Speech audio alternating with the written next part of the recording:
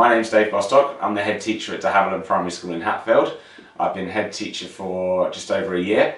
Before that I was assistant head, and my first year here was my first experience of working with YPPT, when I think it was their first year here as well. And so I'm a fully signed up member of the YPPT fan club, and I can't speak highly enough of the service and the opportunity it's provided for our children. It's really good for those children who like to get hands-on things. It gives them a break from the usual lesson they're used to.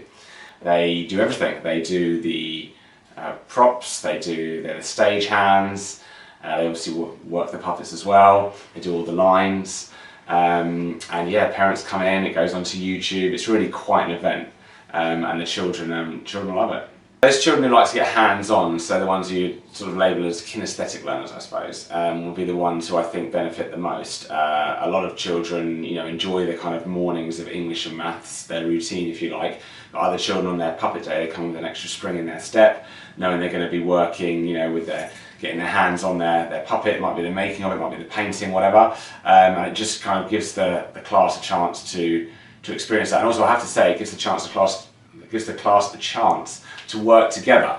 You've seen children working in groups, peers supporting one another, something which again, some children who might be used to being particularly good at school, being strong at English and maths, they might then actually find themselves finding making a puppet a difficult challenge. And similarly, those children who struggle at some of the core subjects when it comes to making a puppet, they really come into their own, and they're able to then support some of the children that have been supporting them in their English and maths. So seeing that kind of teamwork, peer-on-peer support, even our adults getting involved. I can remember when I was making my own puppet, I had some children helping me out, showing me what to do.